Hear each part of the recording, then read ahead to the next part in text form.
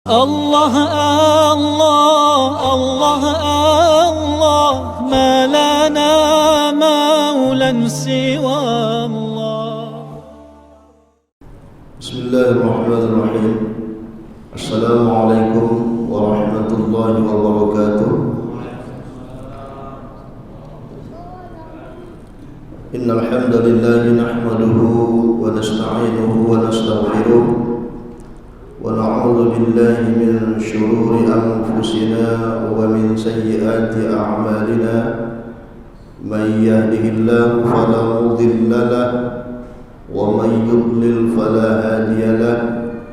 أشهد أن لا إله إلا الله وحده لا شريك له وأشهد أن محمدا عبده ورسوله لا نبي بعده ولا حول ولا قوة إلا بالله. اللهم صل وسلم وبارك عليه.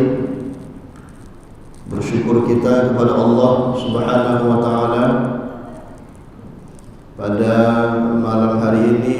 Alhamdulillah, Allah masih istiqamahkan hati kita untuk menunaikan salat Isya secara berjamaah, yang mana salat Isya ini adalah salah satu tanda tentang apabila seseorang suka meninggalkan salat Isya, maka merupakan salah satu tanda orang munafik.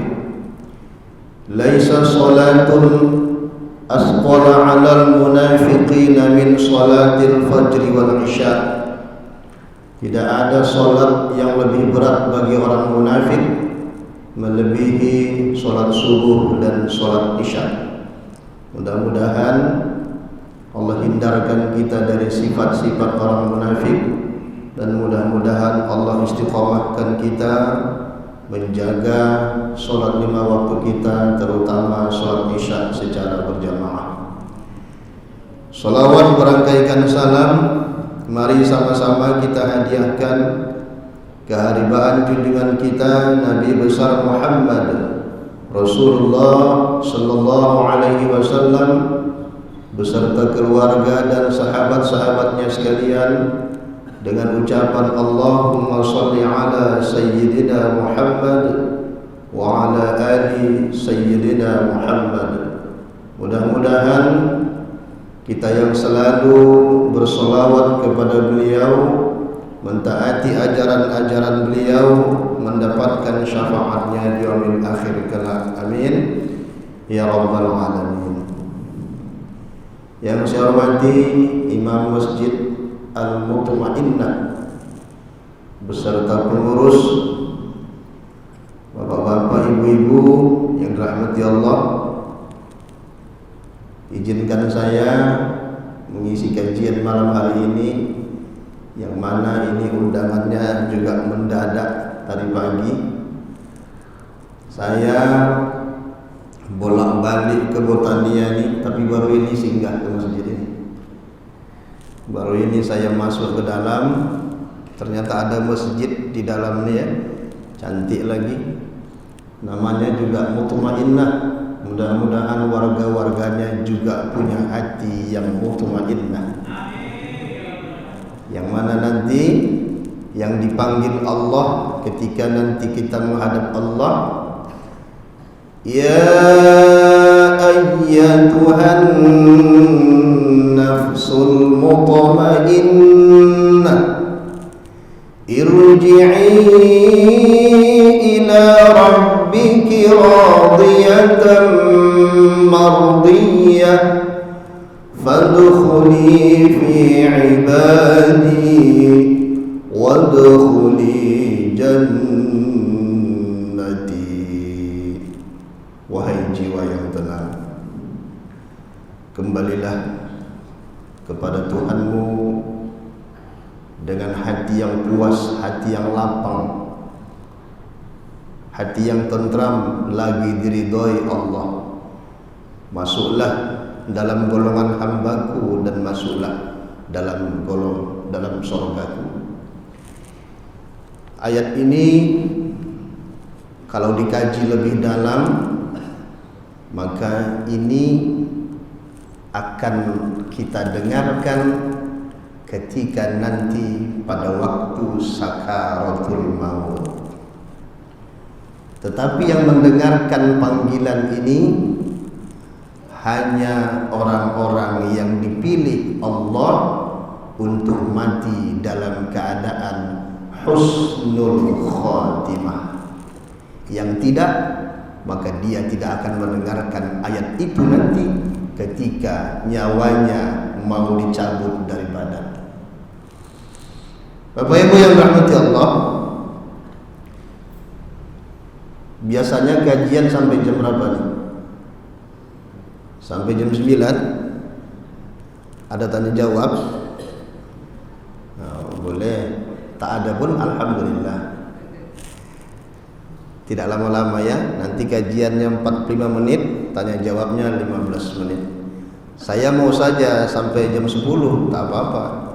Nah, nanti orang bapak besok kerja kan, banyak yang tugas kantor.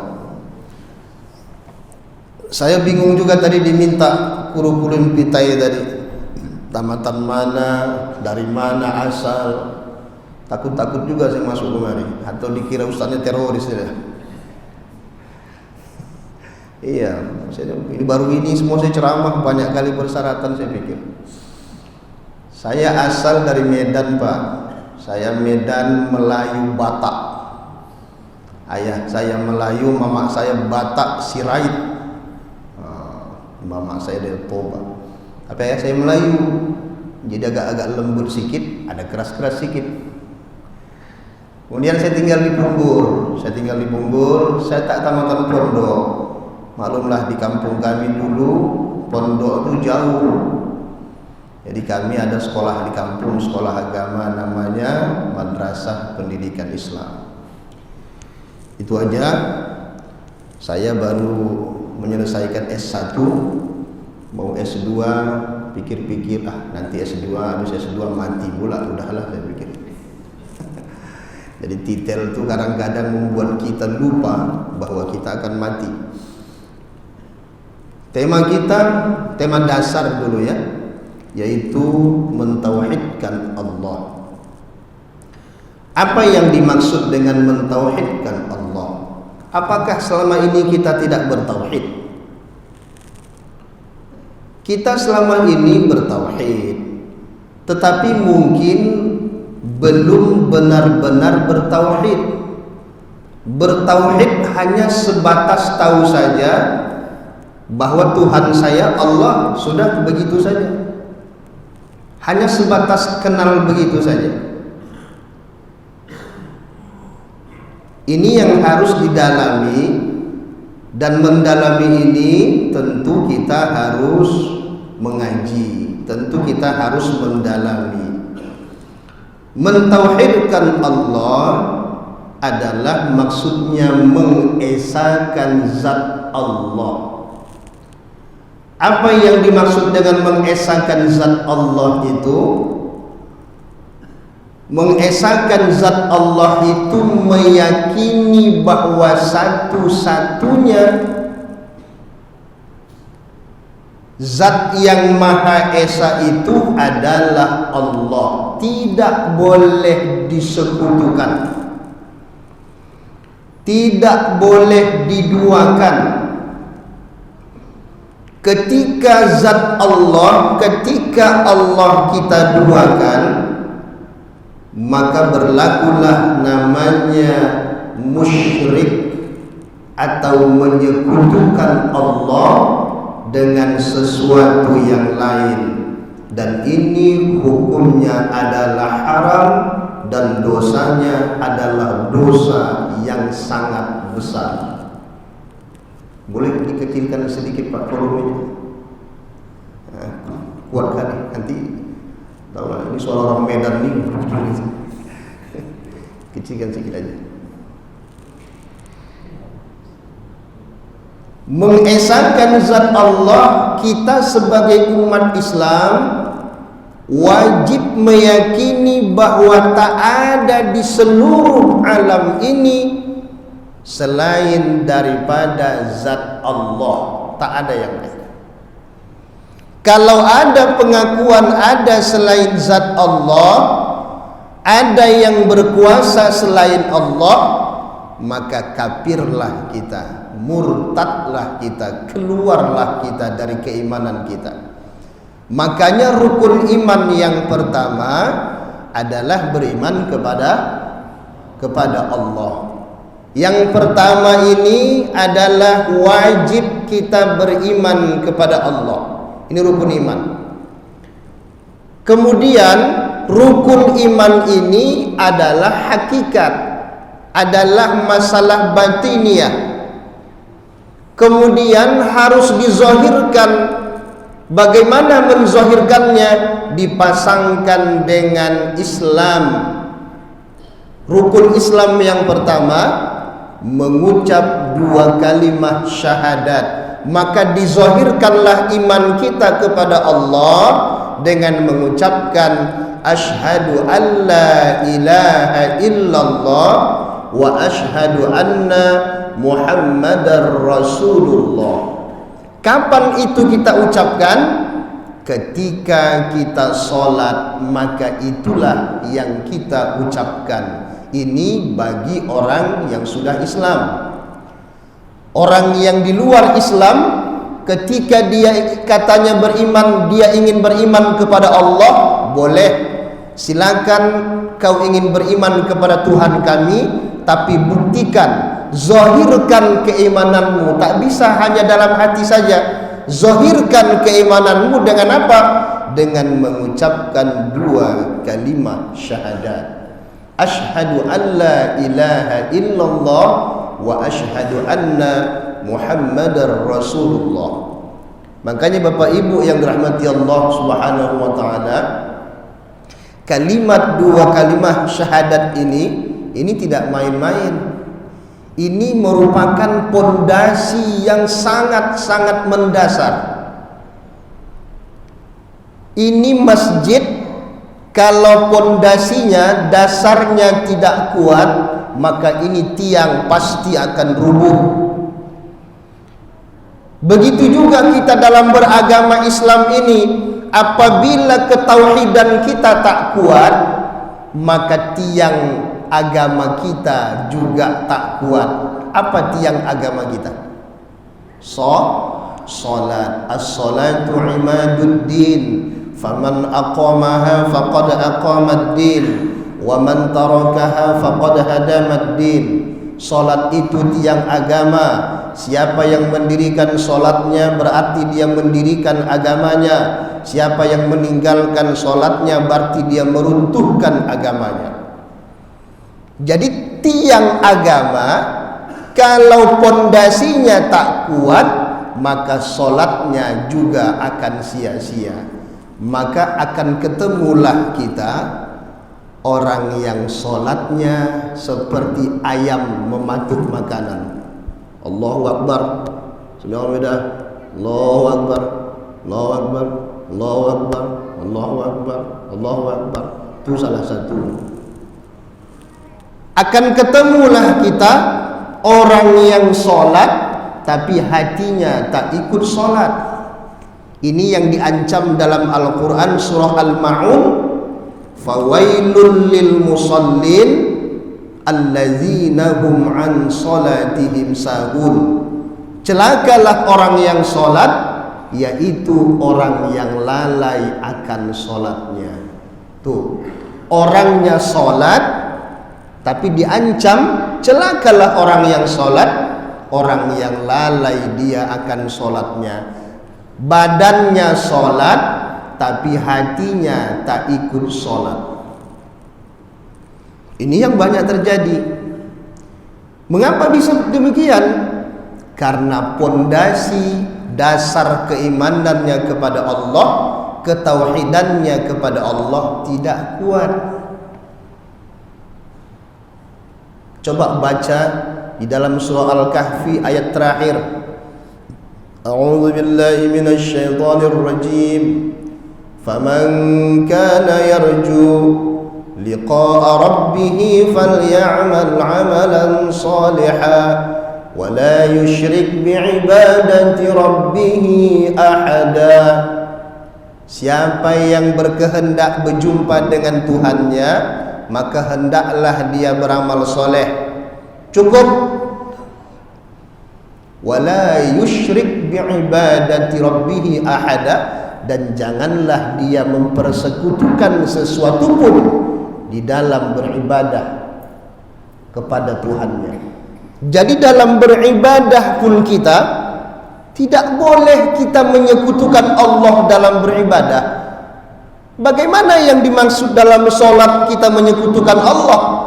Badan kita solat tapi hati kita terbayang bisnis.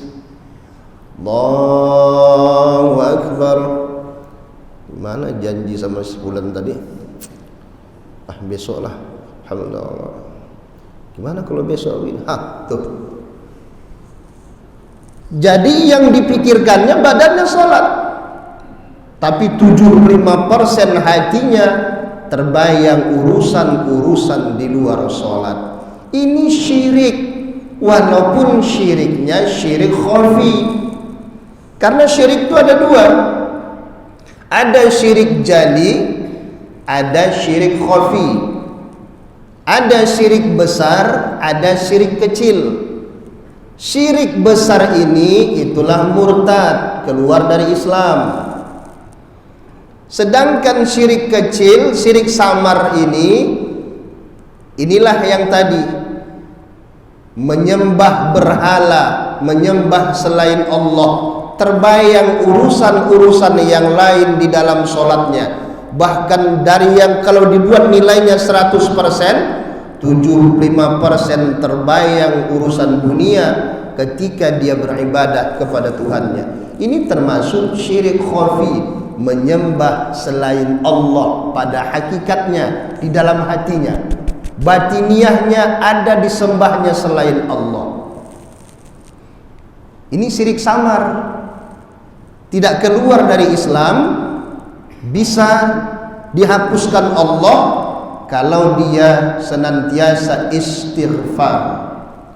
Tapi kalau dia tak tahu, hari ini syirik khafi, besok syirik khafi, besoknya syirik khafi, 10 tahun syirik khafi, lama-lama syiriknya jadi syirik besar, bersarang di tubuh kita terus menerus. Maka Bapak Ibu yang dirahmati Allah, perlu kita mendalami ketauhidan kita kepada Allah. Apa tujuannya? Untuk membersihkan hati ini dari selain Allah Subhanahu wa ta'ala. Apa kata Allah dalam surah Thaha ayat 14? A'udzu billahi minasyaitonir rajim. Innani anallahu la ilaha illa ana. Sesungguhnya aku ini adalah Allah, tak ada Tuhan yang layak disembah selain aku, kata Allah. Fa'budni, maka sembahlah aku, wa aqimis sholata li dzikri, dan dirikanlah solat itu untuk mengingatku. Jadi setelah kita bersyahadat, di mana kita bersyahadat? Prakteknya adalah di solat. Maka solat ini Bapak Ibu adalah praktek zikir yang komplit. Di situ ada zikir qalbi, ada zikir qauli, ada zikir fi'li, ada zikir hati di situ. Hati ini harus senantiasa mengenang Allah. Kemudian ada zikir qauli di situ, perkataan, ucapan yang kita lakukan adalah ucapan-ucapan yang mengagungkan Allah. Subhana rabbiyal a'la wa bihamdihi, subhana rabbiyal azim wa bihamdihi, dan sebagainya.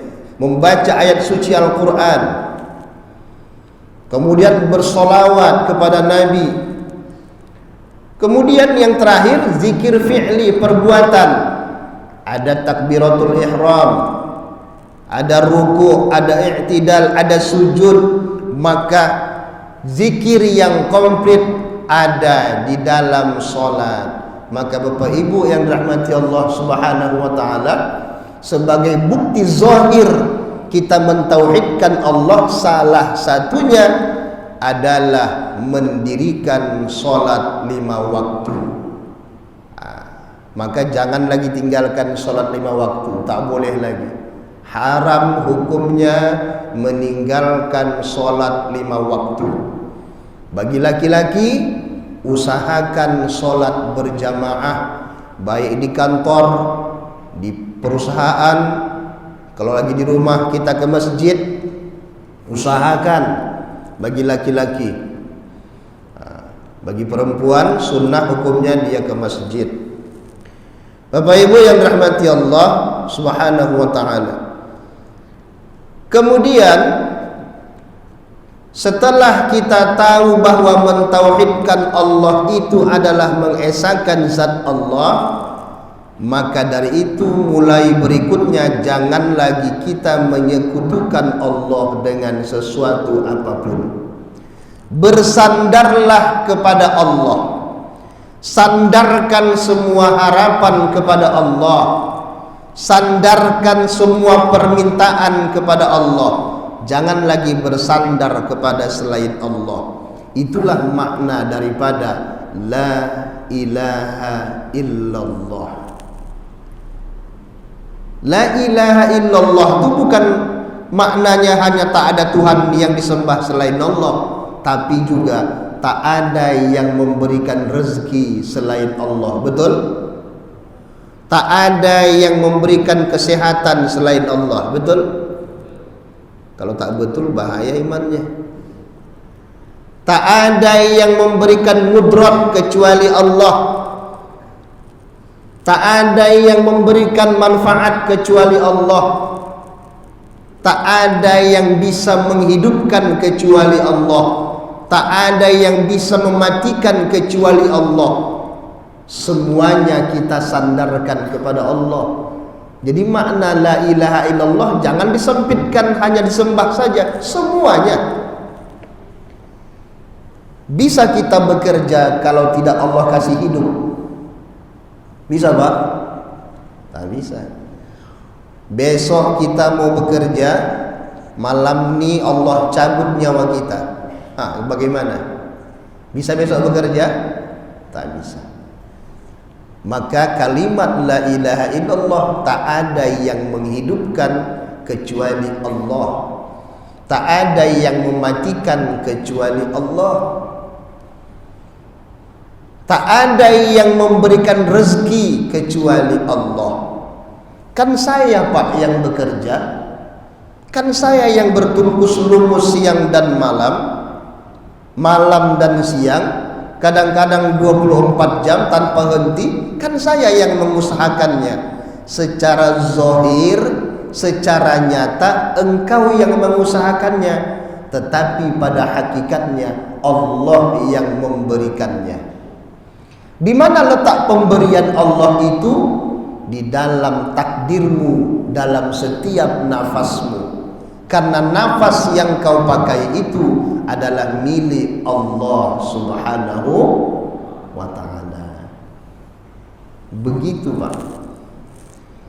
Jadi kalau sudah begitu, dah tahu kita, kira-kira masih mau sombong lagi tak? Berarti pada hakikatnya tak ada milik kita. Yang ada milik Allah. Walaupun istri kita itu tak milik kita. Jangan bilang istri itu milik kita, suami itu milik kita. Tidak. Allah juga bilang kok dalam Al-Quran, antum libasul lahun, kunna libasul lakum, wa antum libasul lahun. Mereka pakaian bagimu dan kamu pakaian bagi mereka. Tuh, ada hak milik. Berarti cuman hak pakai. Mau pakai pakailah, mau tidak lagi ganti baru. Ini contoh. Bukan saya menyuruh ganti baru. Ibu itu pun bisa ganti baru juga. Ini contoh. Jadi jangan hak milik. Ini sekarang hak milik, tak boleh. Makanya marah Allah Ta'ala. Bapak dan Ibu yang dirahmati Allah Subhanahu wa ta'ala.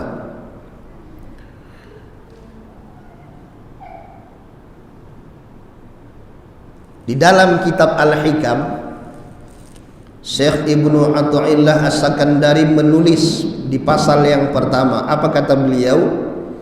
Min alamatil i'timadi 'alal 'amali nuqsanur raja'i 'inda wujudiz zalali.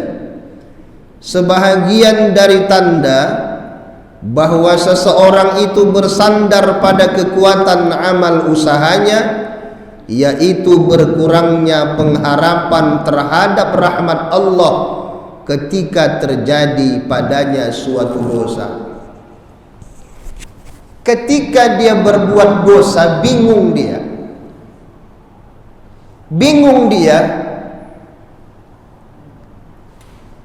lupa dia bahwa ada Tuhan Maha Pengampun.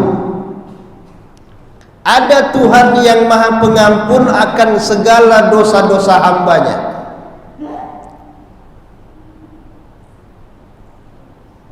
Kita ni makhluk yang pasti pernah berbuat dosa. Pasti, tak mungkin kita tak pernah berdosa. Siapa yang mengatakan dia tak pernah berdosa, berarti dia keponakannya iblis. Yang maksum, yang terpelihara dari segala dosa itu hanya Nabi. Selain itu pasti akan pernah dia berbuat dosa. Tetapi Bapak dan Ibu, kita harus memahami ada Tuhan kita yang pasti mengampuni segala dosa-dosa kita selama kita satu saja, kata Allah, jangan kau sekutukan aku. Jangan kau sekutukan aku. Wahai hambaku, kau datang kepadaku dengan membawa dosa sebanyak awan di langit. Sebanyak awan di langit dosa kita. Lalu kau datang kepadaku dalam keadaan tidak menyebutkan aku dengan sesuatu apapun, maka aku ampunkan dosamu yang sebanyak awan di langit itu. Subhanallah. Masya Allah, Bapak dan Ibu. Jadi jangan putus harapan dengan dosa-dosa kita di masa lalu. Allah pasti ampuni. Tapi satu syaratnya, jangan menyekutukan Allah. Esakan Allah. Esakan zat Allah. Berharaplah hanya kepada Allah. Jangan berharap kepada makhluk. Ketika kita gantungkan hati kita ni kepada makhluk, maka pada waktu itu kita telah syirik. Kita gantungkan. Bagaimana Pak Ustadz menggantungkan hati sama makhluk? Contoh, kita butuh duit, tiba-tiba terbayang, si fulan nanti pasti akan menolong aku. Nih, hatinya sudah bergantung ke makhluk. Si fulan akan menolong aku, gampang. Ketika hatinya seperti itu, maka pasti Allah gagalkan sesuatu itu. Tiba-tiba datang dia ke sana. Waalaikumsalam, salam, begini. Saya lagi butuh duit, minjam.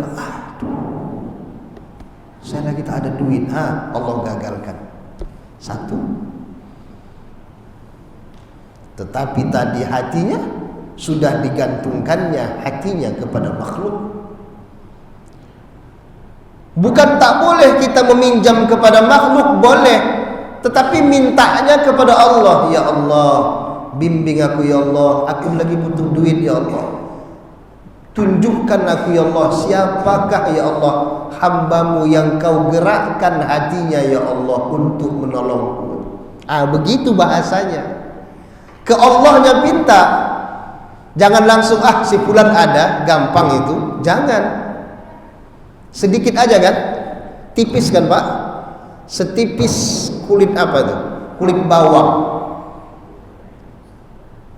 Ada saja pengakuan kita di dalam hati kita, ada yang akan bantu, si fulan akan bantu, itu sudah termasuk musyrik, walaupun syiriknya adalah syirik khafi, syirik samar. Kenapa? Karena sudah Allah batasi dalam surah Al-Ikhlas. Kita baca dalam surah Al-Ikhlas, A'udzu billahi minasy syaithanir rajim. Bismillahirrahmanirrahim. Qul huwallahu ahad. Katakan Allah itu Esa. Allahus samad. Allah tempat meminta. Betul?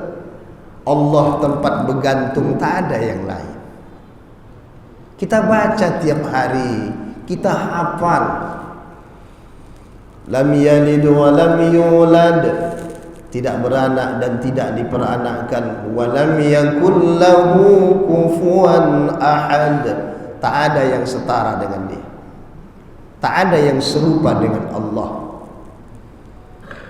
Kita baca ayat itu bahwa Allah tempat meminta, Allah tempat bergantung, menggantungkan harapan kepada Allah Subhanahu wa taala, tapi pada prakteknya kita ingkari ucapan tadi, kita ingkari ayat itu.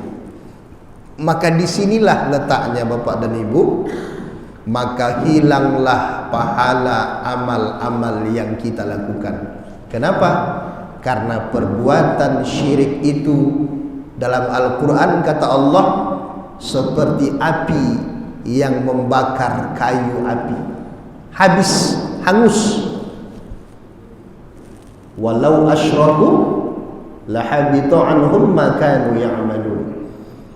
Perbuatan syirik itu, jika engkau syirik, jika kalian syirik, maka hapuslah seluruh amalan-amalan yang kalian kerjakan. Makanya kita belajar ilmu tasawuf itu agar tahu kita mana-mana yang membatalkan pahala amal kita. Kalau fikih kita ingin tahu yang membatalkan amal, tapi kalau tasawuf yang membatalkan atau menghilangkan pahala amal. Nah, itu kalau tasawuf. Jadi pahala amal kita tuh yang kita takut hilang.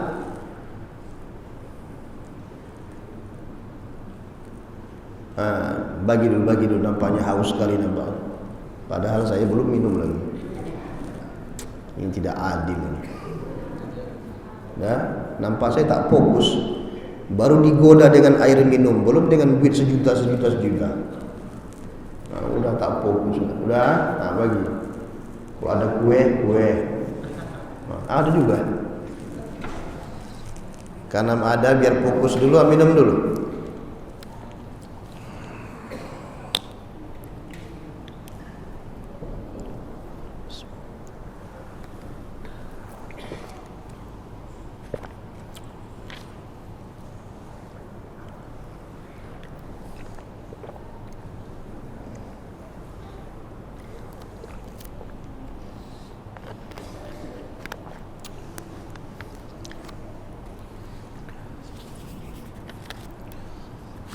Sudah. Ada mau bagi lagi tak? Cukup? Bagi-bagi dulu biar fokus. Waktu kita pendek, tinggal 20 menit lagi. Nanti kalau kelamaan Bapak nanti menguap semua nanti.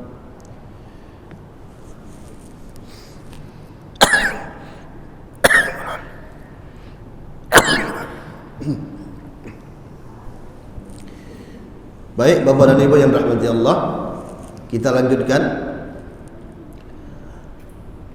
Jadi perbuatan syirik itu dapat menghapuskan amaliyah atau pahala amal yang kita lakukan kalau perbuatan syirik itu terus menerus kita kerjakan. Ini harus kita perhatikan, karena Allah yang bilang dalam Al-Quran. Makanya menuntut ilmu tauhid ini, kalau dulu di zaman atau kita, kakek-kakek kita memang inilah dulu, ya kan? Ya Pak ya? Zaman orang-orang tua kita dulu kan, belajar sifat 20, wujud, qidam, baqa, mukhalafatuhu lil hawadis, qiyamu ta'ala binafsihi, ya Pak? Ya kan? Nenek-nenek kita dulu itulah Orang tu tak tahu ilmu yang lain-lain, ilmu fikih tak tahu orang tu. Itulah dulu yang pertama. Karena dasarnya di situ. Dasarnya di situ. Ketika rusak itu, maka rusaklah yang lain. Ketika pondasinya lemah, maka solatnya tak ada guna. Tak ada guna. Dia bisa disogok. Berapa banyak orang yang solat tak tahan dengan sogokan. Disogok dia dengan 1 juta, nehi tumjahe. Disogok dengan Avanza, kalau bisa dengan tahun tinggi lah, jangan tahun rendah. Goyah. Kenapa begitu? Kenapa demikian terjadi? Karena ini hati kita ni sepi dari ketauhidan kepada Allah Subhanahu wa taala.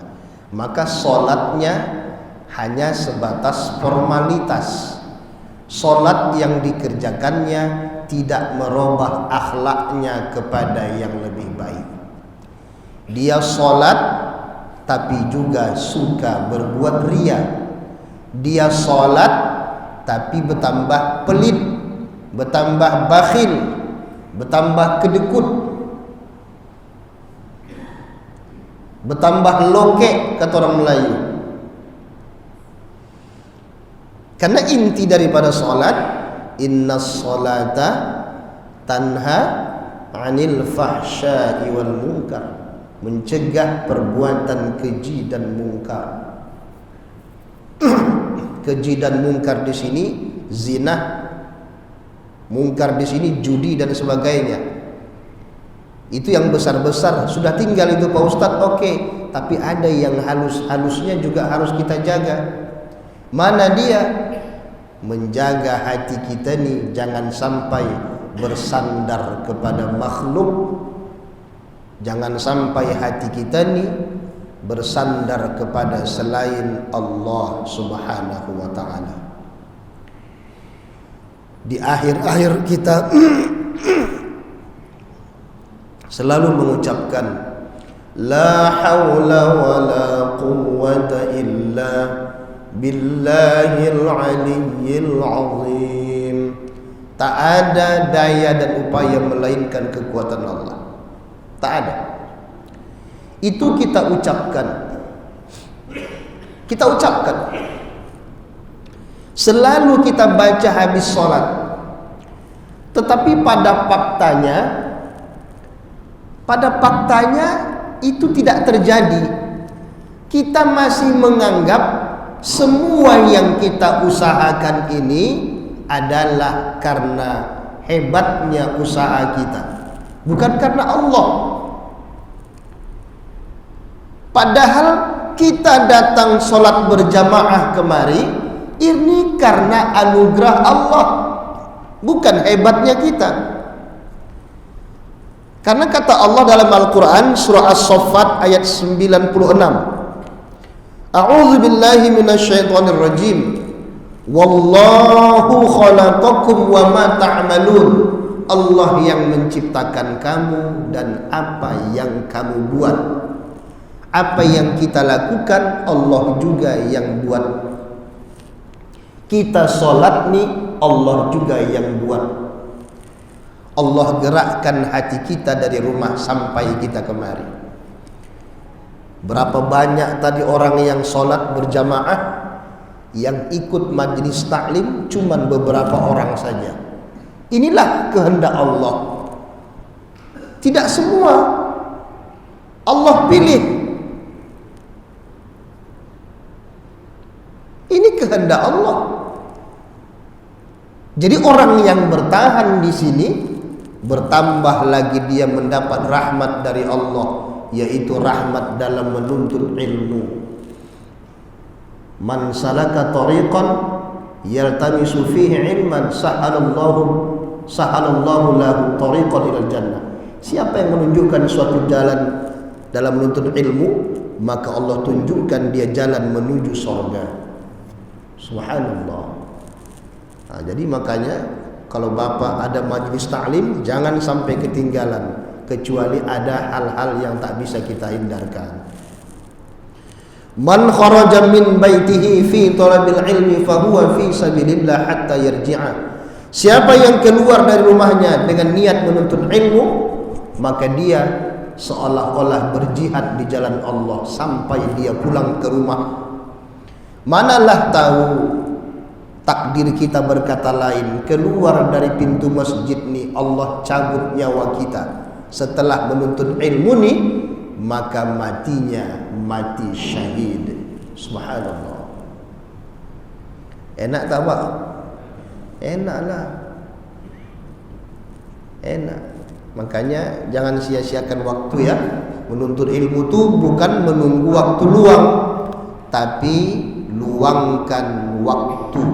Dibalik dia. Jangan menunggu waktu luang, tapi luangkan waktu.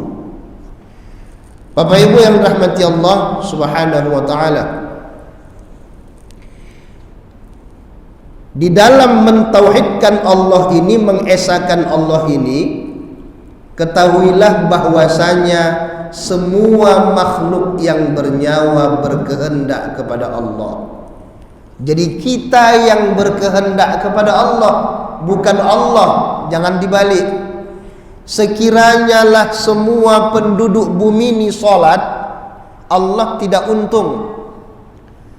Sekiranya semua penduduk bumi ini berbuat maksiat, Allah tidak rugi. Tak rugi Allah Ta'ala. Kita berbuat taat, kita yang untung. Kita berbuat maksiat, kita yang rugi, bukan Allah. Ingat itu. Cuman ada balasannya. Faman ya'mal mithqala dzarratin khairan yarah. Siapa yang berbuat kebaikan walau sebesar debu, sebesar zarrah, pasti dia akan melihat balasannya. Wa man ya'mal mithqala dzarratin syarran yarah. Siapa yang melihat berbuat keburukan walau sebesar debu, pasti dia akan melihat balasannya. Jadi kebaikan yang kita lakukan, keburukan yang kita lakukan, pasti akan kita lihat balasannya. Karena kita diciptakan Allah dari tidak ada menjadi ada. Apa tujuannya? Liyabluwakum ayyukum ahsanu amala. Allazi khalaqal mauta wal hayata. Allah yang menciptakan mati dan hidup. Apa maksudnya mati dulu baru hidup? Kenapa bukan hidup dulu baru mati? Maksudnya Allah yang menciptakan kita dari tidak ada menjadi ada. Kalau Allah ada, wujudun, wujud Allah Ta'ala, sifat Allah yang wajib bagi Allah, ada Allah Ta'ala. Mustahil Allah Ta'ala itu tiada. Ada Allah Ta'ala, maka diadakan Allah lah kita. Makanya ayatnya khalaqal mauta, mati dulu dari tak ada, wal hayata, kemudian Allah hidupkan. Untuk apa? Liyabluwakum ayyukum ahsanu amala. Untuk menguji kamu, siapa di antara kamu nih yang paling baik amalnya. Bukan yang paling banyak hartanya, bukan. Bukan yang paling tinggi jabatannya, bukan. Tetapi yang paling baik amalnya. Siapa di antara kamu? Itulah tujuan Allah menciptakan kita. Untuk menguji kita. Jadi memang kita diuji. Ini negeri dunia ini adalah tempat ujian. Siapa di antara kita nih yang paling baik amal? Makanya jangan bangga banyak harta, karena Allah tidak menciptakan kita untuk menumpuk-numpuk harta. Jangan bangga tinggi jabatan, karena Allah menciptakan kita bukan untuk mengejar jabatan, bukan. tetapi untuk menguji kita siapa di antara kita yang paling baik amal. Karena hakikat penciptaan kita, wa ma khalaqtul jinna wal insa illa liya'budun, tidak kuciptakan jin dan manusia kecuali menyembahku. Tidak kuciptakan jin dan manusia kecuali beribadah kepadaku. Tidak kuciptakan jin dan manusia kecuali mengabdi hanya kepadaku. Secara ma'rifatnya, tidak kuciptakan jin dan manusia kecuali mengenalku. Makanya Bapak Ibu yang rahmati Allah, Allah tuh harus kita kenal supaya tahu kita apa yang kita kerjakan ini, supaya paham kita bahwa yang kita lakukan ini adalah bentuk ujian daripada Allah kepada kita, sampai di mana kesabaran kita di dalam beribadah kepada Allah. Karena dalam beribadah ini pun kita disuruh Allah untuk sabar. Ya ayyuhallazina amanu sta'inu bis sabri was salah. Wahai orang-orang beriman, jadikan sabar dan solat sebagai penolongmu. Sabar, solat. Innallaha ma'as sabirin. Sesungguhnya Allah beserta orang-orang yang sabar. Bapak Ibu yang dirahmati Allah Subhanahu wa taala. Jadi kaji kita malam hari ini pembukaan adalah bahwa jangan lagi menyekutukan Allah. Secara zahir mungkin tidaklah, insyaallah mudah-mudahan jangan sampai murtad ya, jangan sampai. Tetapi yang kita jaga nih Bapak Ibu adalah syirik khafi, syirik samar. Karena kata Nabi, syirik samar itu seperti semut hitam berjalan di malam gelap gulita. Ada semut warnanya hitam berjalan di tengah-tengah malam nih. Nampak kira-kira itu? Nampak? Tak nampak. Itulah syirik khafi itu. Apa contoh salah satu syirik khafi itu? Yaitu riya. Riya. Fawailul lil musallin alladzina hum an salatihim sahun alladzina hum yura'un, yaitu orang-orang yang berbuat riya. Kalau ingin bersedekah harus tahu orang lain, ditengok orang lain, dipuji orang lain baru mau sedekah. Atau rajin dia ke masjid kalau tahun-tahun politik. Kalau menyumbang harus ada fotonya. Nanti nampak itu tahun 2024 ya. Mudah-mudahan tak masuk masjid lah. Mudah-mudahan. Ya itu semua ria semua. Gimana Pak? Kalau tak ditunjukkan di foto tak kenal orang tu Pak siapa yang dicucuk. Oh iyalah, betul juga, tak salah juga. Nah, tapi kita yang belajar malam ni, hindarkanlah mulai saat ini perbuatan-perbuatan yang mengarahkan kita kepada syirik khafi, yaitu salah satunya adalah riya. Alhamdulillah dalam bulan ini ya, aku bangun terus jam 3:30. Rajin aku di tahajud. Bulan ini tak pernah tinggal tahajudku. Alhamdulillah. Begitulah ditulis di Facebook. Cup, selesai. Ria. Habis tak diterima amal. Habis. Amalnya benar, tapi tujuannya batil, mengharapkan pujian dari manusia. Jadi Bapak Ibu yang rahmati Allah, mentauhidkan Allah zahir juga mentauhidkan Allah secara batin. Karena Bapak Ibu, ini batiniyah kita ni yang harus sering diobati. Jangan hanya sibuk mengobati penyakit zahir. Ada kudis diobati, ada kurap diobati, ada bisul diobati. Apalagi? Pokoknya penyakit-penyakit tubuh sibuk kita mengobati. Padahal tubuh yang ini nanti akan kita tinggalkan. Ini akan dimakan cacing tanah. Akan dimakan cacing tanah ini. Bila Israel datang memanggil, jasad terbujur di pembaringan, seluruh tubuh akan menggigil, sekujur badan kan kedinginan.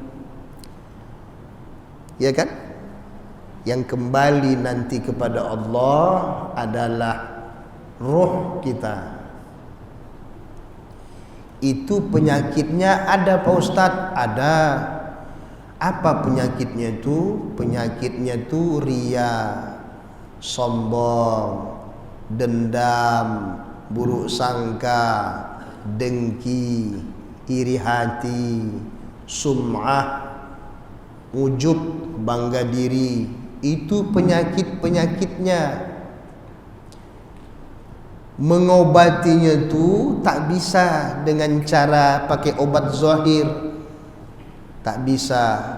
Mengobatinya adalah dengan benar-benar mentauhidkan Allah Subhanahu wa ta'ala. Nanti akan dibahas lagi lanjutan daripada ketauhidan itu. Tadi janji saya 45 menit. Sekarang betul sudah 45 menit. 15 menit lagi tanya jawab. Saya persilakan, mungkin ada yang mau ditanyakan. Lebih enak kalau kita ada dialog tanya jawab. Kalau ada dapat saya jawab, alhamdulillah. Kalau tak dapat, nanti sama ustadz yang lain ya. Silakan, mungkin ada yang mau ditanyakan dari sebelah kanan. Boleh, silakan.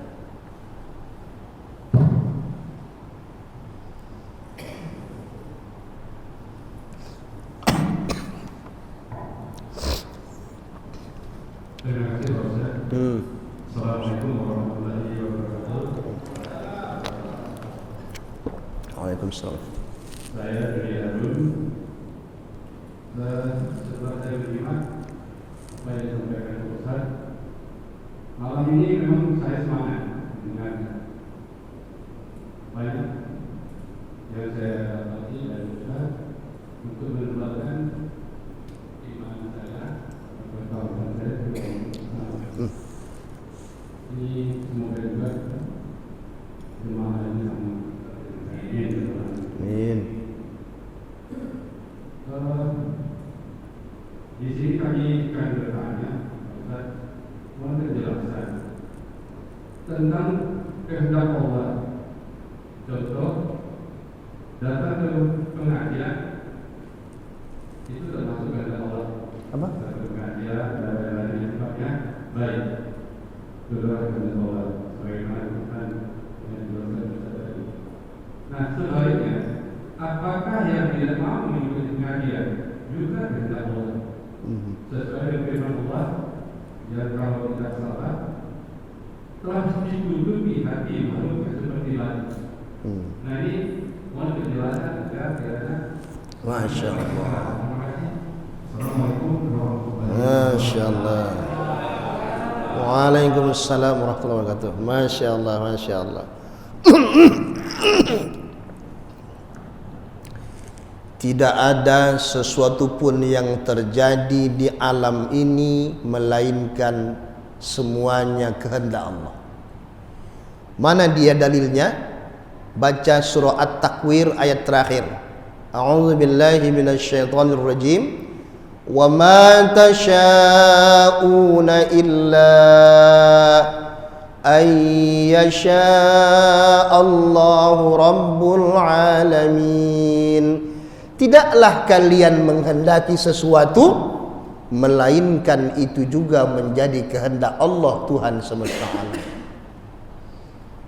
Jadi orang yang tidak mau datang ke majlis ta'lim, Tidaklah langsung Allah tutup hatinya, tidak. Terus Allah tunggu terus kapan ada ikhtiarnya. Karena harus ada ikhtiar juga. Innallaha la yughayyiru ma biqaumin hatta yughayyiru ma bi anfusihim. Sesungguhnya Allah tidak akan mengubah keadaan suatu kaum hingga kaum itu berusaha mengubah keadaan mereka. Kalau kita kiaskan kepada diri kita, sesungguhnya kita ini tak akan bisa berilmu kalau tak ada ikhtiar kita untuk datang ke majlis ilmu. Takkan Allah ubah kita ini bisa berilmu kalau tidak ada ikhtiar kita untuk mendatangi majlis ilmu. Makanya kan saya sampaikan tadi, kalaulah tidak ada keperluan yang lain yang mendesak, usahakanlah siapapun gurunya datanglah. Karena kata Nabi, "Idza marartum biriyadil jannah fartafa'u." Apabila kamu menemukan taman-taman surga, maka bercengkramalah. Terkejut sahabat, "Wa ma riyadul jannah ya Rasulullah?" Apa itu taman-taman surga ya Rasulullah? Apa kata Rasulullah? Hilakuz zikir, lingkaran-lingkaran zikir. Ini lingkaran zikir, Pak. Zikir itu bukan subhanallah, la ilaha, bukan Allahu akbar, bukan la ilaha illallah, bukan. Itu bukan zikir, itu yang dizikirkan. Itu bukan zikir, tapi yang dizikirkan. Sedangkan zikir itu adalah setiap perbuatan atau ucapan yang mengagungkan Allah, itu adalah zikir. Termasuk meninggalkan maksiat itu juga zikir. Ketika mau tidur-tidur nih, tiba-tiba ada kajian di masjid, bagus kajian lah, itu bentuk zikir. Ketika mau korupsi, tak ada orang kiri kanan, gimana ya, ambillah, ada Allah, astagfirullahalazim, itu bentuk zikir. Jadi makanya harus ada ikhtiar kita. Kalau tak ada ikhtiar, maka berlakulah ayat yang tadi itu. Maka Allah jadikanlah nanti hati kita ni ditutup Allah dari hidayah. Seperti batu tadi dalam ayat itu ya. Bahkan yang lebih anu lagi, yang paling kita takut, khatamallahu ala qulubihim wa ala sam'ihim wa ala absarihim ghishawatun wa lahum azabun azim. Ini yang paling takut kita. Allah tutup hati, pendengaran dan penglihatan mereka. Allah tutup. Ada kajian dia tak peduli, ada meninggal ditengoknya sebentar sudah, tak menjadi pelajaran bagi dirinya. Ini yang kita takut, Pak. Ini bisa mengenai siapa saja. Saya juga bisa, bapak ibu juga bisa. Makanya kita habis sholat tuh banyak-banyak zikir ya hadi, ya hadi, ya hadi, ya hadi. Wahai yang memberi petunjuk ya Allah, bimbing aku ya Allah. Terus zikir kita seperti itu. Karena Pak, yang menguasai hati kita ni Allah. Bisa jadi nanti Allah balikkan hati kita kepada yang tak baik. Astaghfirullah. Na'udzubillah. Kira-kira begitu Pak ya. Allahu a'lam. Ya, yang lain silakan. Silakan. Yang anak muda dulu. Assalamualaikum warahmatullahi wabarakatuh. Anak muda atau tua nih? Pengantin baru. Oh, Masya Allah. Barakallahu lakuma wa baraka alaikuma wa jama'a bainakuma fi khair. Silakan.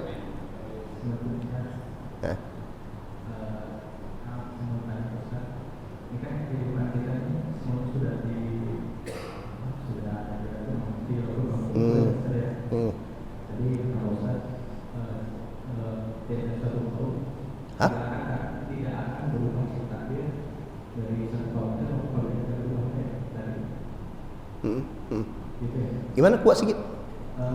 Tidak akan? Oh, atau kaum ya. Terus? Iya, terus? Pertanyaannya Ustaz, kan Allah itu punya sifat beranak ya Ustaz ya? Iya, iradat.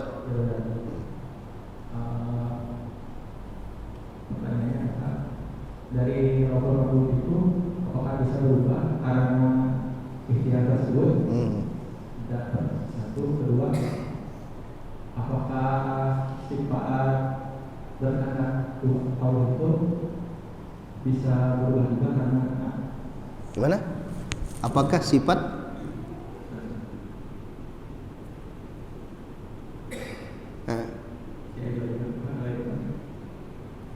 yang jaleh sedikit.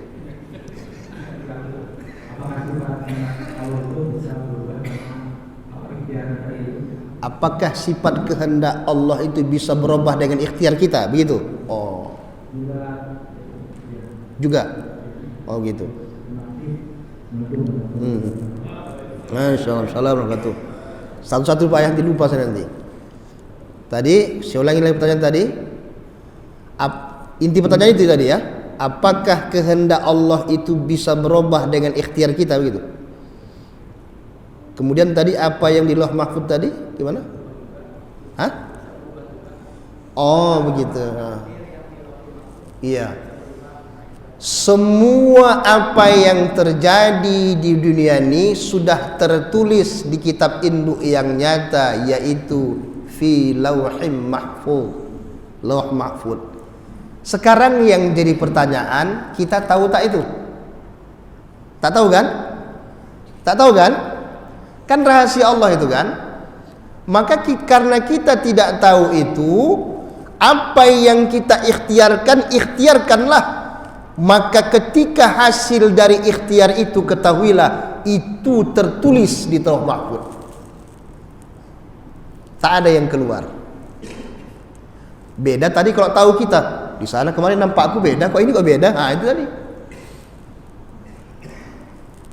Karena itu rahasia Allah. Bisakah iradat Allah tu, kehendak Allah itu berubah dengan ikhtiar kita? Ini dalam ini kajian sebenarnya ini. Dan ini udah kaji dalam ini. Tapi karena kita dasar, jangan saya buka dulu nanti lah ya. Nah, gitu. Ini kaji dalam Pak, ini sudah kaji sifat 20. Sudah kaji ma'rifatullah itu. Kita hanya kaji tasawuf aja dulu. Ringan-ringan aja dulu ya. Bisakah kehendak Allah berubah dengan ikhtiar kita? Bisa. Bagaimana itu? Nanti dibahas. Nanti ini direkam pula nih. Bukan live kan? Ini bahaya nanti Mak, seolah-olah bisa merubah kehendak Allah ya Pak Ustadz katanya. Ini tadi. Hah? Iya. Nanti bahaya kan terjadi fitnah. Karena ada istilah takdir diubah dengan takdir juga. Itu yang bisa menjawab daripada bisakah kehendak Allah diubah dengan ikhtiar kita. Kalau kita bahas bahwa tak ada ikhtiar kita,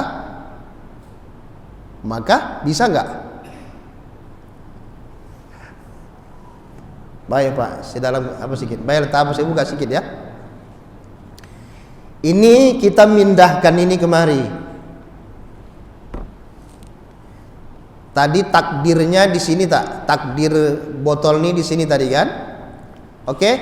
Takdirnya di sini kan? Sekarang saya pindahkan botol ini kemari. Sekarang takdirnya di mana? Di sini ya. Itu tadi ikhtiar tak? Usaha tak? Usaha. Berarti ada istilah takdir diubah dengan takdir. Cuman masalahnya jangan Bapak memandang ini usaha Bapak, syirik hukumnya. Harus belajar, kalau tak belajar tak dapat ini. Sesungguhnya alat untuk memindahkan ini adalah milik Allah juga, karena kita pada hakikatnya la haula wala. Selesai jawabannya. Ya, kita la haula wala. Mana alat memindahkannya itu? Qudrat, kuasa. Kuasa itu adalah sifat Allah. Iradat sifat siapa? Sifat Allah, sifat Allah juga. Kira-kira begitu. Jadi itu lebih ke ma'rifatullah ya. Demikian. Silakan Pak, yang belakang. Tadi yang sana. Silakan Pak.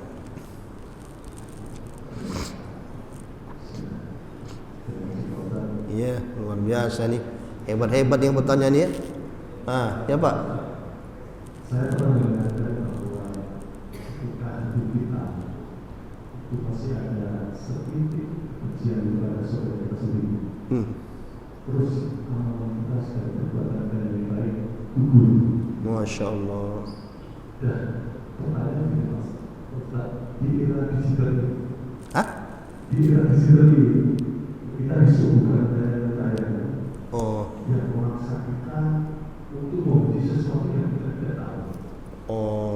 Jadi pertanyaan bagaimana cara menyikapinya itu? Terima kasih. Masya Allah. Salam. Sekarang ini kita disuguhkan tayangan atau berita yang dapat menumbuhkan kebencian kita terhadap saudara kita. Begitu? Bagaimana kita menghindarkan itu atau menyikapi itu? Ada istilah dalam ilmu tasawuf, ma'rifah, mukasyafah, musyahadah, mahabbah, cinta. Untuk mendapatkan cinta ini, supaya tak ada benci di hati ini lagi, harus ada 3 fase yang dilewati. Ma'rifatullah, ma'rifah, kenal Allah.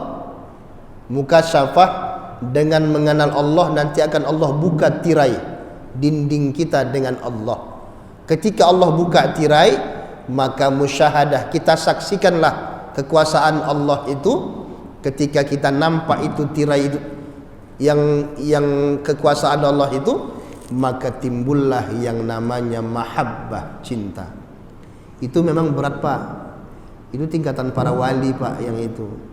Kalau kita nih wali juga, cuman wali murid. Agak sulit Pak itu. Mungkin saya pun agak berat juga itu. Tapi insya Allah bisa. Bisa itu Pak Ustadz? Bisa. Tapi memang harus kita lewati tahap yang ini. Kalau enggak kita lewati, kenapa bisa?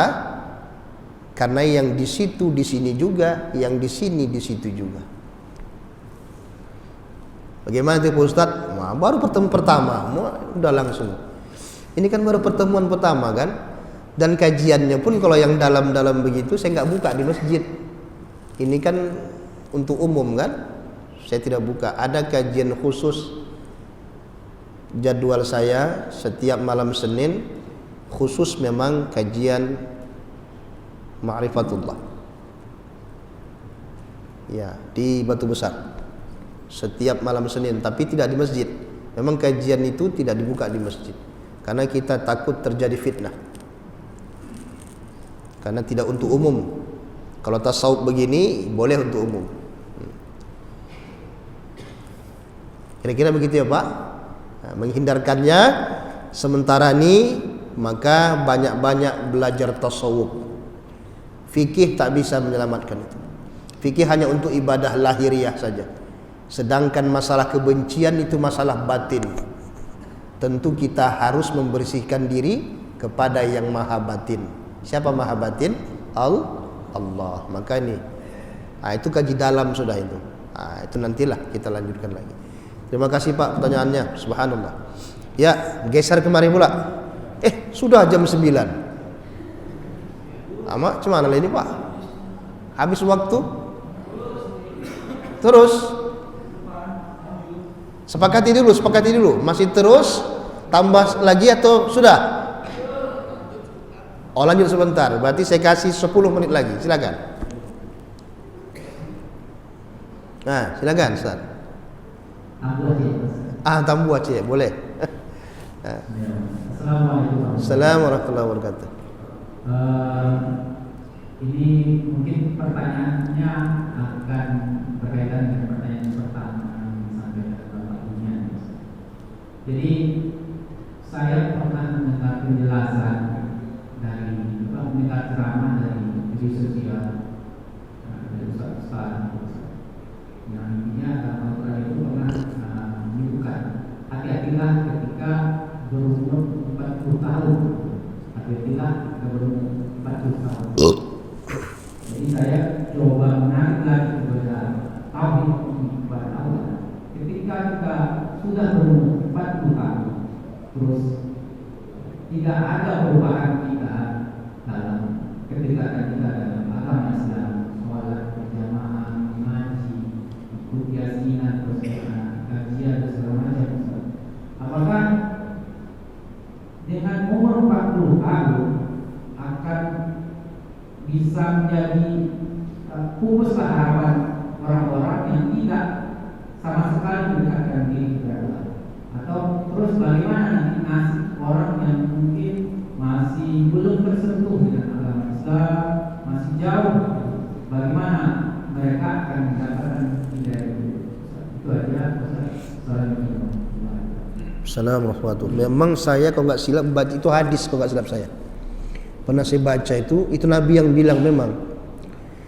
Iya, tetapi itu bukan, itu fasenya, fase apanya di situ, mulai 40 tahun itu.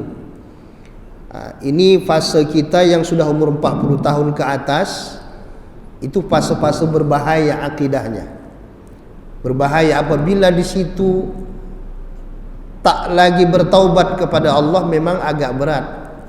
Cuman tidak menafikan bahwa ada orang-orang yang di atas itu baru dia bertobat, ada juga.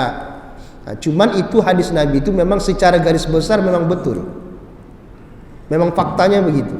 Cuman kita juga tidak menafikan bahwa ada juga yang umur 50 tahun dia baru bertobat, ada juga. Tapi itu jarang sekali terjadi, jarang sekali Pak. Dulu ada seseorang yang Allah berikan ujian kepadanya, dia bertaubat kepada Allah taubat nasuha sebelum umur 40 tahun. Untunglah, lebih kurang waktu itu umurnya lebih kurang 28 tahun. Untunglah dia bertaubat, nggak sampai lewat 40. Kalau lewat dari 40 mungkin tak bertobat mungkin. Itu yang dihadapan orang bapak ni lah itu. Jadi memang perlu kita waspada, karena memang saya baca itu hadis, cuma tidak saya baca full. Itu memang saya baca. Memang begitulah kata Nabi. Saya tak berani mengkomentari itu, karena kalau sudah Nabi yang bilang begitu pasti terjadi, pasti terjadi. Akan tetapi jangan berkecil hati bagi kita yang sudah 40 tahun baru inilah datang ke masjid. Syukurilah, alhamdulillah, alhamdulillah. Dan bagi yang belum umurnya 40 tahun, maka giat-giatlah, karena di 40 tahun itulah masa pematangan, kematangan daripada akidah seseorang itu. Itulah. Kalau sudah lewat nanti ke situ tak juga bertobat, payah memang. Itulah yang bisa saya jawabkan. Saya tak bisa meramal itu. Nah, itulah. Jadi makanya ketika ada kesempatan begini, bagus nih. Bagus orang bapak masih di komplek, apalagi masa di Batam kan. Tapi saya bersyukur di Batam ini sekarang banyak kajian. Tadi subuh saya ngisi kajian di KDA di An-Nur. Tiap bulan saya ngisi di Baitus Salam. Baitus Salam ya itu ya. Tiap bulan minggu kedua subuh. Setiap minggu kedua subuh kajian tasawuf juga. Jadi memang sekarang ini Pak, tantangan akhir zaman ini adalah masalah akidah, masalah batiniah. Kenapa masalah batiniah? Karena ujian akhir zaman adalah masalah materialistis, masalah wahnya dunia. Yang bisa menyelamatkan kita dari wahnya dunia ini adalah batin yang senantiasa zuhud terhadap dunia. Apa maksudnya zuhud terhadap dunia? Apakah dia tak mau dunia? Bukan. Bukan begitu maksud zuhud tuh. Dia tidak rakus terhadap dunia ini. Bukan dia tak mau dunia, tapi tak rakus dia. Biasa-biasa saja. Ada kan banyak kan yang rakus sekarang, ya kan? Sampai-sampai dia bohong sana, bohong sini. dia jabatan sana tipu sini, itu namanya rakus terhadap dunia. Kira-kira begitu ya. Wallahu a'lam. Ibu-ibu mungkin ada yang mau tanyakan nih, silakan Bu. Ada Bu? Oh, menyimak saja boleh. 5 menit lagi, silakan Pak. Ada lagi? Masya Allah, luar biasa. Assalamualaikum warahmatullahi wabarakatuh. Saya pernah mendengar keterangan ghibah yang dibolehkan oleh agama itu yang semacam bagaimana Ustaz? Umpamanya kita ada satu majlis di sini, ada yang bilang ada tuh kita omongkan itu boleh atau enggak Ustaz? Mohon dijelaskan Ustaz. Assalamualaikum warahmatullahi wabarakatuh. Ini masalah akhlak ini ya, bagus. Ada ghibah yang dibolehkan agama, ada ghibah kan? Tapi ghibah itu ketika untuk kepentingan pengadilan. Iya, untuk pengadilan kita diminta itu kan kita menggibah orang jadinya itu. Nampakmu si fulan itu begini, nampak apa? Begini. Saya begini, itu boleh di pengadilan. Atau misalnya untuk untuk dakwah, tetapi jangan sebut orangnya. Kalau untuk dakwah tak boleh sebut orangnya. Tapi perbuatannya boleh untuk sebagai apa? Sebagai pelajaran bagi kita semua. Jangan melakukan itu. Contoh misalnya, ini saya ghibah nih, tapi saya tak sebut orang ya. Datanglah seorang suami datang kepada saya, Pak Ustadz nikahkan saya. Kenapa saya bilang? Nikahkan saya lagi Pak Ustadz. Kenapa saya bilang? Awak cerai sama bini? Tidak. Lalu kenapa?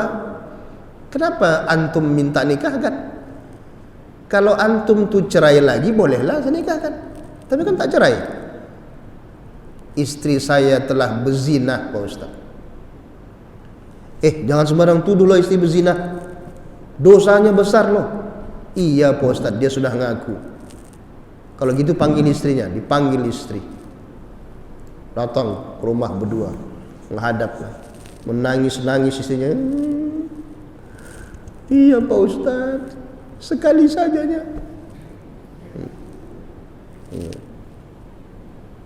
Ini ghibah kan? Tapi tak sebut orang ya. Ada itu ada. Bagaimana jadinya? Saya bilang, Pak, kalau saya laki-laki, saya suami ibu ini, saya ceraikan dia. Karena begitu perintah Nabi, saya ceraikan dia. Tapi kalau bapak masih mau maafkan dia, maka bapak lebih hebat dari saya. Akhirnya sampai sekarang dipakainya juga, dimaafkannya. Istrinya sudah berzina, sudah mengaku lagi, walaupun sekali. Iya katanya sekali, entah dua kalinya. Jadi memang ada ya ghibah yang dibolehkan itu. Tapi kalau niat kita untuk memburukkan seseorang itu, menceritakan kejelekannya, maka hukumnya haram, tidak boleh. Kira-kira begitu ya. Nanti tanya guru-guru yang lain lah. Wallahu a'lam. Sudah lebih nih, cukup lah ya Pak ya. Iya, nanti banyak-banyak bertanya pun tak bagus juga. Baiklah Bapak Ibu, salam perkenalan kita yang pertama ini dulu. Nanti jangan tinggi-tinggi kali dulu, yang pelan-pelan. Insyaallah panjang umur, bertemu lagi nanti kita lanjutkan dengan kajian yang lebih apa lagi insyaallah.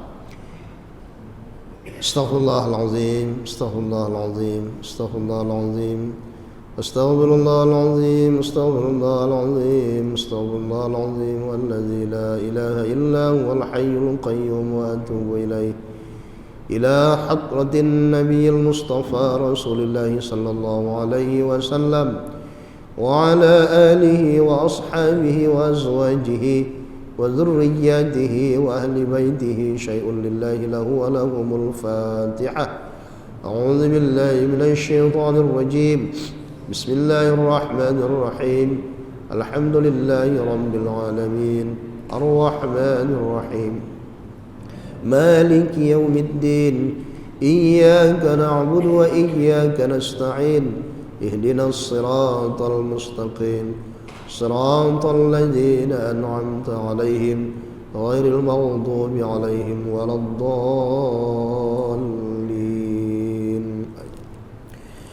بسم الله الرحمن الرحيم. الحمد لله رب العالمين والصلاة والسلام على أشرف الأنبياء والمرسلين وعلى آله وصحبه أجمعين. Allahumma ya Allah, Tuhan yang menguasai hati kami, yang menggenggam jiwa kami, yang menghidupkan dan yang mematikan kami. Ampunkanlah ya Allah segala khilaf dan dosa kami ya Allah. Ampunkan kelalaian kami ya Allah. Maafkan ya Allah kesombongan kami. Maafkan ya Allah sifat ria yang masih kami miliki ya Allah. Ampunkan kami ya Allah yang selama ini lalai dengan mengingat-Mu ya Allah ya Rabb, ya Arhamar Rahimin. Allahumma ya Allah, bimbinglah kami ya Allah ke jalan yang Engkau ridai. Bimbinglah kami ya Rahman ke jalan yang Engkau rahmati. Naungi kami ya Allah dengan hidayah-Mu. Naungi kami ya Rahman dengan rahmat-Mu ya Allah, ya Arhamar Rahimin. Allahumma ya Allah, tambahkanlah ilmu kami ya Allah, agar hati kami ya Allah semakin suci, semakin bersih ya Allah. Bersihkanlah hati kami ya Allah dari kotoran-kotoran dengki ya Allah. Bersihkanlah hati kami ya Allah dari kotoran-kotoran dendam ya Allah. Bersihkan hati kami ya Allah dari kebencian terhadap saudara-saudara kami ya Allah. Allahumma ya Allah, ampunkan ya Allah dosa kedua orang tua kami yang telah membesarkan kami dengan tetesan darah dan air mata mereka ya Allah. Mereka yang telah meninggal dunia ya Allah, tempatkanlah mereka di tempat yang terbaik ya Allah. Mereka yang masih hidup ya Allah, jadikan sisa umurnya sisa umur yang berkah ya Rahman, ya Arhamar Rahimin. Allahumma ya Rabb, jadikanlah ya Allah keluarga kami keluarga yang sakinah, mawaddah, warahmah. Jadikan anak-anak kami anak yang saleh dan salihah ya Allah. Jauhkan anak-anak kami dari narkoba, zina dan sebagainya ya Rahim, ya Arhamar Rahimin. Rabbana atina fid dunya hasanah wa fil akhirati hasanah wa qina azaban nar. Wa sallallahu ala Muhammadin wa ala alihi wa sahbihi ajma'in. Walhamdulillahi rabbil alamin. Wassalamualaikum warahmatullahi wabarakatuh. Sallallahu ala Muhammad sallallahu alaihi wasallam.